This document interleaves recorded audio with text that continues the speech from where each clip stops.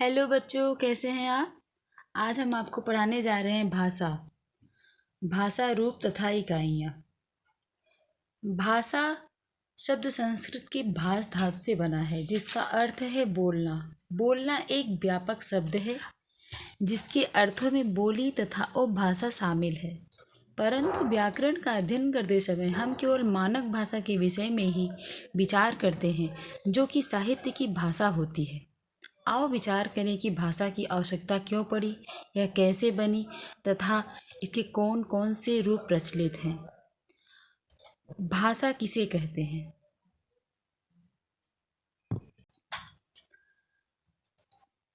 भाषा भाषा वह है जिसके द्वारा हम अपनी बात को किसी और को बता सकते हैं और दूसरों की बात को हम समझ सकते हैं।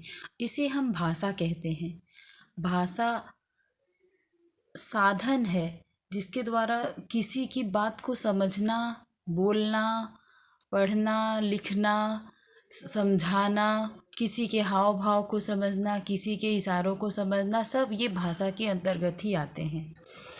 भाषा के रूप। भाषा के मुख्य रूप से 3 रूप हैं।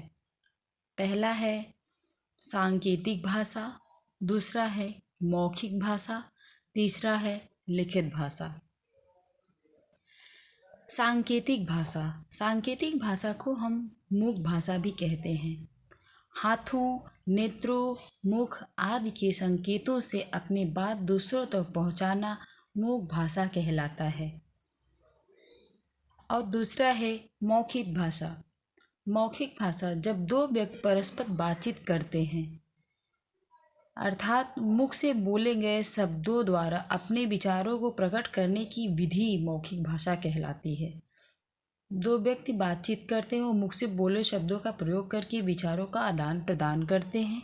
ये शब्द छोटी छोटी ध्वनियों के परस्पर मेल से बने हैं। भाषा के इस रूप को हम मौखिक भाषा कहते हैं। तीसरा है लिखित भाषा। उन्नति के पथ पर पर्याप्त आगे बढ़ जाने पर मानव ने बोली जाने वाली ध्वनियों के लिए लिखित चिन्ह बना लिए। इन चिन्हों का प्रयोग करके बोले जाने वाले शब्द लिखे जाने लगे। दूर बैठे व्यक्ति के लिए संदेश आदि भेजने के लिए लिखित भाषा का प्रयोग होने लगा। भाषा का यह रूप लिखित भाषा कहलाता है, अर्थात ध्वनि चिन्हों का उचित प्रयोग करके लिखे गए शब्दों द्वारा अपने विचार प्रकट करने की विधि को लिखित भाषा कहते हैं। अर्थात हम अपने विचारों को या दूसरों के विचारों को लिख करके आपको समझाते हैं, बताते हैं, देखते हैं, दिखाते हैं, तो वो लिखित भाषा के अंतर्गत आता है। भाषा की इकाइयाँ। भाषा की मुख्य रूप से इकाइयाँ हैं अक्षर, शब्द, वाक्य,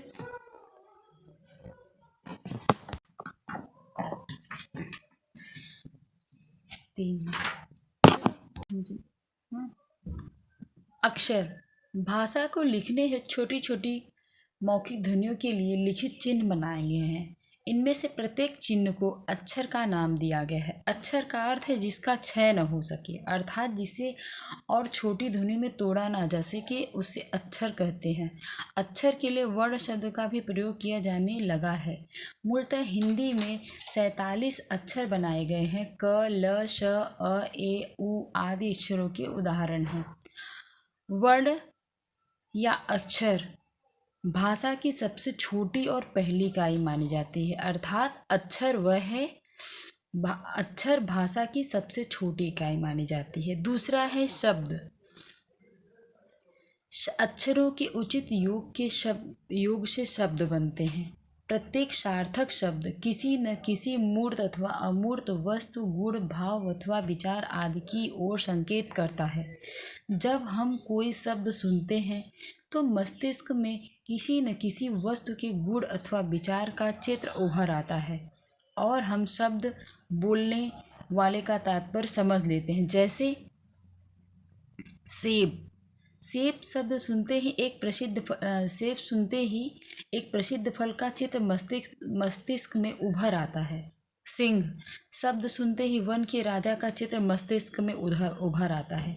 तोता भी ऐसे ही, सुनिए, आपके मन में ये विचार आ जाएगा, मस्तिष्क में विचार आ जाएगा कि तोता ऐसा होता है, लाल होता है, उसके होंठ लाल होते हैं और वो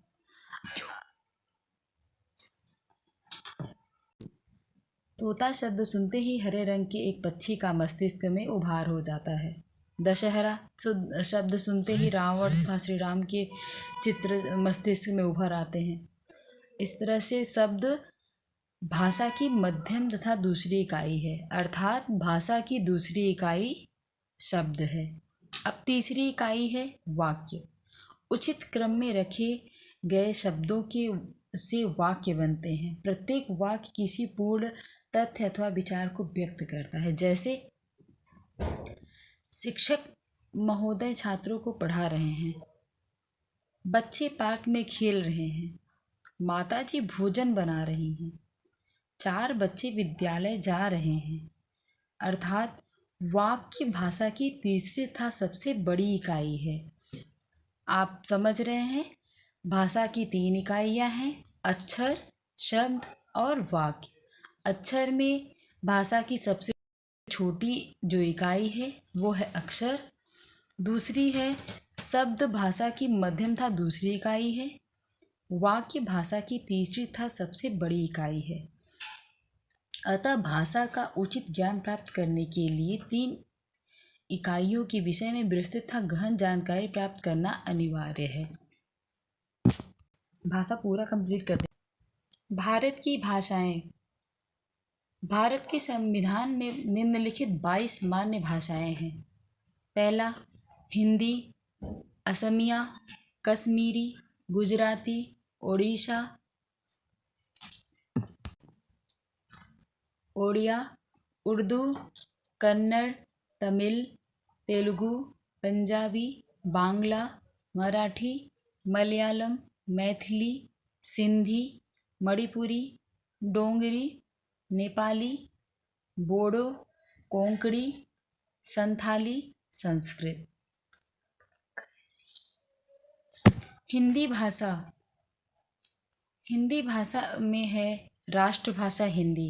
हिंदी भारत की राष्ट्रभाषा है, अर्थात वह भाषा जिसका प्रयोग देश के अधिकांश निवासियों द्वारा किया जाता है। भारत देश में लगभग 70% लोग हिंदी बोलते व समझते हैं, इसलिए हिंदी को राष्ट्रभाषा का दर्जा हासिल है। दूसरी है राजभाषा। जिस भाषा का देश के कार्यालयों में कामकाज के लिए प्रयोग किया जाता है उसे राजभाषा कहते हैं। 14 सितंबर 1949 को संविधान में हिंदी को राजभाषा का सम्मानित पद दिया गया। प्रत्येक वर्ष हम 14 सितंबर को हिंदी दिवस के रूप में मनाते हैं। आपने आज पढ़ा, भाषा का आरंभ संकेतों से हुआ तथा उसका पूर्ण विकास लिखित रूप में हुआ। भाषा के 3 प्रचलित रूप हैं, मूक, मौखिक, लिखित। इन तीनों रूप का प्रयोग आज भी हो रहा है।